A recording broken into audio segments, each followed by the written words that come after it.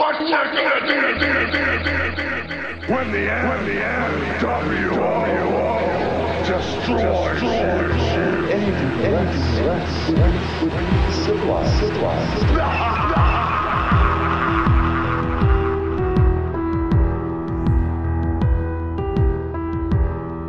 Hello, everybody, friends, fellow wisdom seekers, fellow truth seekers, anybody else out there just checking in, that unquenchable thirst for knowledge. Welcome to the Brave New World Order podcast, straight out the catacombs of podcasting. I am Brandon St. One. Thank you all so much for joining me for this episode. Today we're going to dive into the recent hearing on UAPs, and we're going to listen to some of the clips and the highlights from it, and we're just going to have an open mind and take a look at it from different angles, because everybody has an opinion. A lot of people are so set in their ways. A lot of people have been waiting for this disclosure for so long, they don't even want to think of the possibility that it could be a work, that this could be a psychological operation. So let's just dive right in. On Wednesday, July 26th, there was a hearing in front of the Oversight Committee on UFOs/UAPs. There were 3 people testifying, and pretty credible people too. We have former Navy pilot Ryan Graves, who started an organization called Americans for Safe Aerospace after witnessing lots of anomalous behaviors in the skies as a Navy pilot. And then there is former Navy Commander David Fravor, who is the pilot from the infamous Tic Tac video of the little black-looking thing going like 1,000,000 miles an hour, that they have no idea how it can move that way. And if you've been paying attention at all to this whole UAP, UFO thing from quite a few years ago, David Fravor was the guy. He's been making his rounds with Jeremy Corbell. I think he was on Joe Rogan. I think he talked to Lex Friedman, making the circuit on all those free-thinking, what people think are the free-thinking podcasts out there.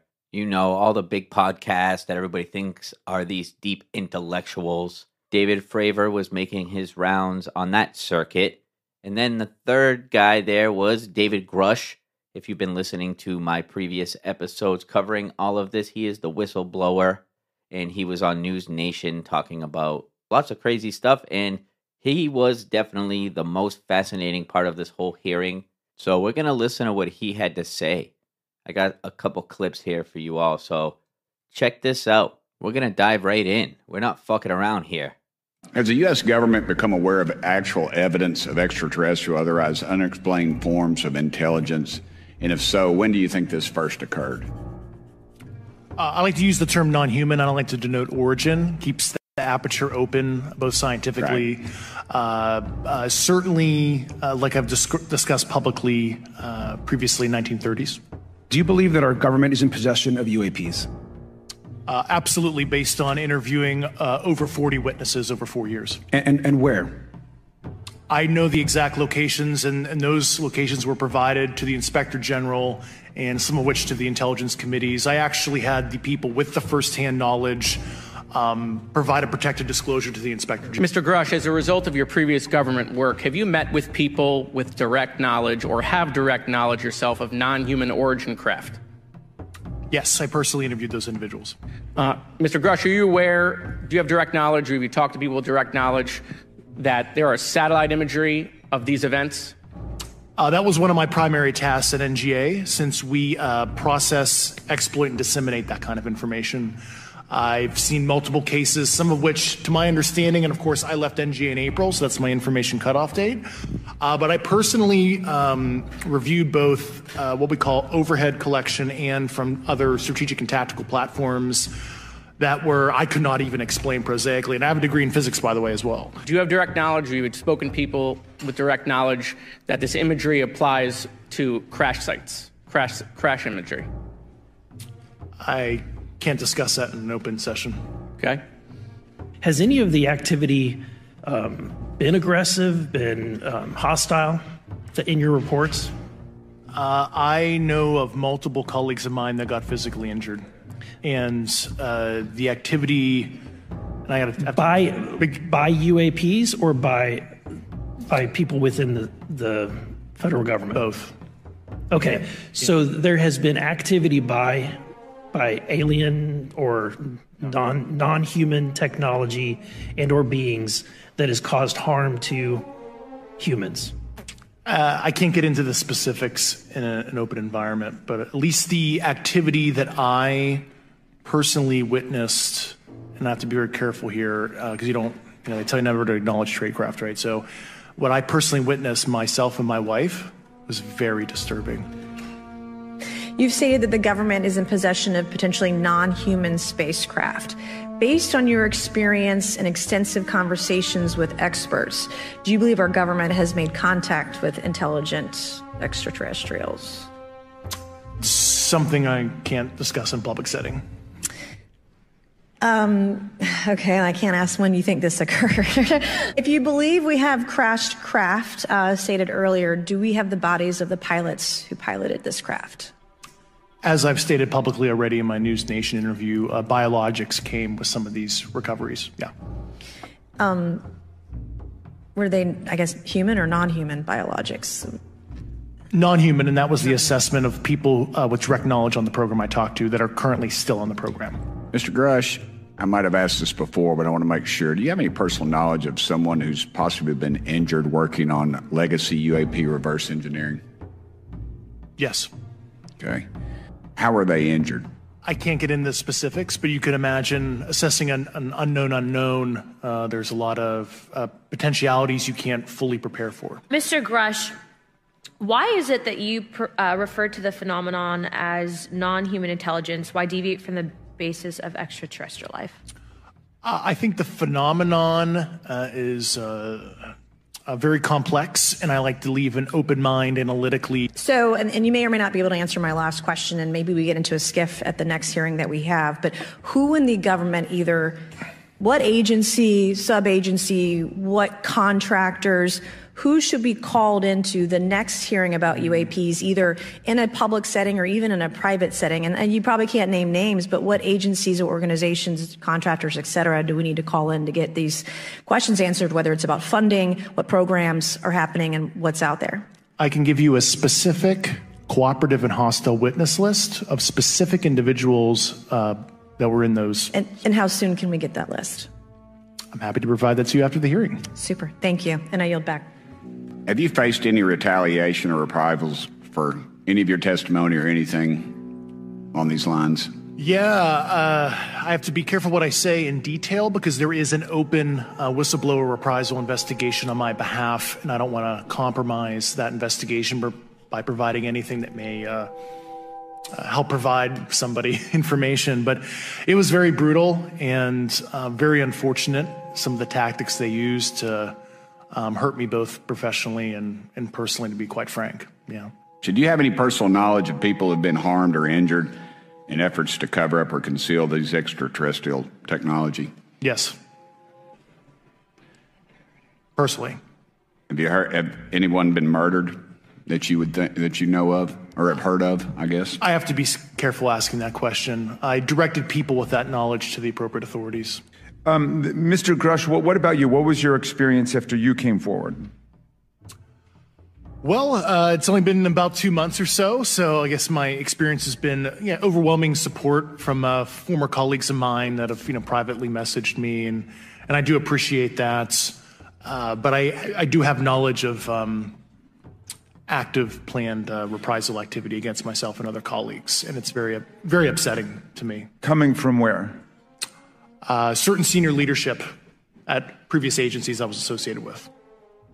And that's all I'll say publicly, but I can provide more details in a closed environment. There were certain colleagues of mine that were brutally administratively attacked, and it actually makes me very upset as a leader to see that happen to other coworkers and actually superiors of mine over the last 3 years. How do you account for that response? That seems like a bizarre response. I call it administrative terrorism. That's their quiver, their tool in the toolbox to silence people, especially You know, the career government service cares about their career, cares about their clearance, their reputation to climb the ladder. And when you threaten that career path, a lot of people back off. But I'm here to represent those people.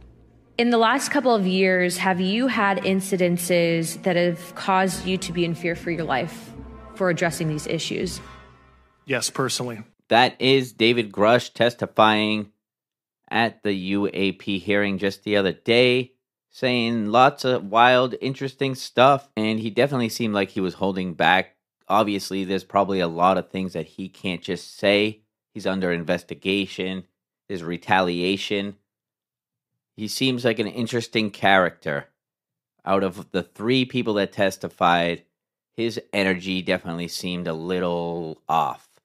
The other 2 guys seemed pretty chill and calm. But I don't know. I'm just watching. And I always say all the world's a stage. And if it is, it definitely seemed like he was overacting a little bit. But that's just my take on it. Like I always say, question everything. We all want to know the answers. We know the government's lying to us. So to me, that's not like this big shock to hear somebody come out and tell me that the government has been hiding secrets. So it's not a big shock to me. We all want the truth. It just seems like if they really wanted to keep something a secret, and if they want something to get out and make it look like, you know, a whistleblower, and this information is, you know, getting out by accident, then they could definitely make it happen. I definitely think this is awesome, though. I think it's great that this is all getting out into the public sphere. Things that people like me have been reading about for years, and it hasn't really been talked about in the mainstream, and now it's getting out there. They're talking about bodies being recovered. They're talking about crafts. They're talking about people being injured and murdered to try to cover it up. And while trying to reverse engineer these things, there's been accidents, all types of stuff out there. And that's only just like the tip of the iceberg. Like I said, he's holding back, it seems. And that could be all part of it, to like say a lot of shit that nobody has ever really got up and testified under oath and talked about. Nobody's ever really gone this far and talked about UFOs and alien bodies and non-human intelligence the way that David Grush has been really doing it. Let's take a listen to this next clip here where he gets into interdimensional beings. I mean, to have this in the public sphere, like the whole, instead of it just being about aliens from other planets, to have it in the public and maybe the mainstream. Obviously, the mainstream players aren't really talking about this point of it, but it's pretty awesome to have it out there. Because me personally, I think that's closer to the truth. I think interdimensional, higher realms of reality is more along the lines, because I think whatever these beings are, I think they've been here for a long time. I think that they may have been pulling the strings in a lot of human activities, and whatever they are, they may be more human-like than we know, but I think that has to do with fallen angels, demons, UFOs are all related. So let's take a listen to this clip here. David Grush once again. Oh yeah, but real quick, I gotta set it up, because this guy asking the question right before this, he was kind of giving this statement, laughing at this whole thing about, oh, if UFOs or these non-human intelligence can come all the way across the galaxy, millions and billions of miles away, light years away, and then crash, that doesn't make any sense. And he was kind of giving that explanation that some people have been kind of latching on to. To me, that's just like a logical fallacy. But anyway, let's listen to this clip. One of my constituents actually sent this next question, and I figured I'd ask it since I had the same thought. You've said that the U.S. has intact spacecraft. You said that the government has alien bodies or alien species. Have you seen the spacecraft? I have to be careful to describe what I've seen firsthand and not in this environment, but I could answer that question behind closed doors. Yeah. And have you seen any of the bodies? That's something I've not witnessed myself. And with that being said, you have mentioned that there's interdimensional potential. Could you expound on that? Yeah, to answer your first question, and I'm here as a fact witness and expert, but I will give you a theoretical framework, at least to work off, to kind of espouse crashes, regardless of your level of sentience, right? Planes crash, cars crash, n number of sorties, however high, a small percentage are going to end in mission failure, if you will, as we say in the Air Force. And then in terms of multidimensionality, that kind of thing, the framework that I'm familiar with, for example, is something called the holographic principle. It derives itself from general relativity and quantum mechanics, and that is, if you want to imagine a 3D object such as yourself casting a shadow onto a 2D surface, that's the holographic principle. So you can be projected, quasi-projected from higher dimensional space to lower dimensional. It's a scientific trope that you can actually cross, literally, as far as I understand, but there's probably guys with PhDs that we could probably argue about that. Yeah, that was pretty interesting, I thought, to hear somebody testifying under oath, saying things about interdimensional beings is pretty awesome. We are definitely in a time, 2023 is definitely a time to be alive, for sure. And what's interesting about all this is that I see there are like warring factions playing out amongst people who are, conspiracy theorists, truthers, free-thinking minds, people on podcasts, on Twitter. It just seems like people that want disclosure want it so bad. And these people are usually conspiracy theorists who think the government lies. Some of these people, they just don't want to entertain the possibility of this being a psychological operation. They want that disclosure so bad, and it's messing their minds up, I think. I think we have to look at this objectively. And also people like me who think everything's a psyop, that maybe there is some truth to it. But I just think that if somebody was going to blow the whistle on such a big deal and the people in charge didn't want it to get out, it wouldn't get out. This guy would probably already be dead. We wouldn't even know his name, probably. And like I said, David Grush definitely has a weird vibe. He has a weird energy. He seems like he knows the script pretty well, and he's ready to say his lines at any given moment. The other two guys genuinely seem like people who have seen some stuff and they don't know what the hell is going on. But Grush definitely gives me a vibe, and he could be getting played too. He could be getting all this information, and he's just a really excitable guy, and he thinks that he's doing good work, but he's just being fed the right information at the right time, and they're using him as the useful idiot. I can see it from both sides. I think the arguments are valid, but I think we just have to have an open mind and not really just blindly trust anybody that comes out and says the things that we want to hear and says all the things that we've been saying. Finally, that person's saying it. Kind of like RFK Jr. He's saying a lot of things that a lot of people want to hear at this time, the right time for him to start saying certain things. But when the time was really the right time, when people really needed people to step up, there wasn't a lot of people out there. But so I use RFK Jr. as an example because I see a lot of idol worship with him. Elon Musk, same thing. So when somebody comes out and says the government is lying to you, it's like, yeah, no shit. Show me the goods, motherfucker. That's where my head's at with all of this. So I'm always paying attention. But the funniest group of people are the people who tell you not to pay attention to UAPs or UFOs because who cares? It doesn't really matter. Let's look into Hunter Biden instead. That's way more important. Like, you can't do both. But there are a lot of people out there who are like, this whole thing is a distraction from the Hunter Biden scandal and the trans people coming for your children. Don't look at this UAP thing. We need to fight the culture war. And those people are probably bought and paid for by the Republican Party or other people, other special interest groups, I would say. Anybody who tells you to probably not look at this, to look at that, is probably trying to distract you from something or is paid for by certain establishment people that want you fighting one another. Like I always say, I see a lot of it now. If you just pay attention to what's going on, you see people in certain areas online, and they all parrot the same things, and they come from somewhat of like libertarian kind of mindset or free thinking people. They come off that way, but all they do is they all jump on the same topic every single day.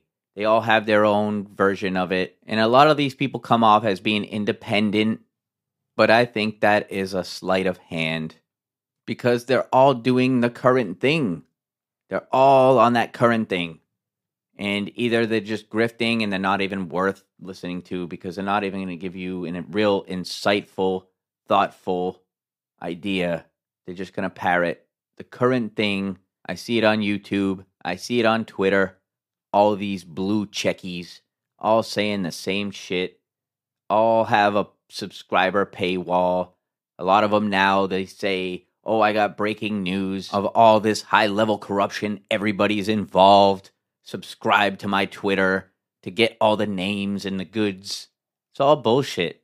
I guess I'm just ranting just to say be careful out there of who is grifting your ass, I guess. I don't know. I'm just paying attention, sitting back, watching all these people who claim that they're truthers, yet I just see all these patterns forming, these little pockets, these little groups, and they all say the same shit. They talk about the same topics, and it's boring as fuck. So that's just my little rant. Thanks for listening to me, and thanks for joining me for this episode of the Brave New World Order podcast. Very interesting stuff at that UAP hearing. Definitely dive in, read some information for yourselves. I hope that that's what this podcast does. I hope it sparks interests in people, and you go out and you question everything and formulate your own ideas and thoughts about these things. We are all individuals, right? We can come together and try to figure out these ideas together with our individual thoughts. But if we just yes everybody and go along with every single thing that everybody says just so you can be part of a group, then what the hell? Nothing is ever going to get done, right? So thank you all so much for joining me, Brandon St. One, for this episode of the Brave New World Order podcast. I got much more coming up. I'm actually working on an episode about a book called The Gods of Eden that goes along with all this stuff. It's going to be very interesting. So thank you all once again. I will see you soon. In the meantime, stay positive, question everything, and think for yourselves. Much love, everybody. Peace.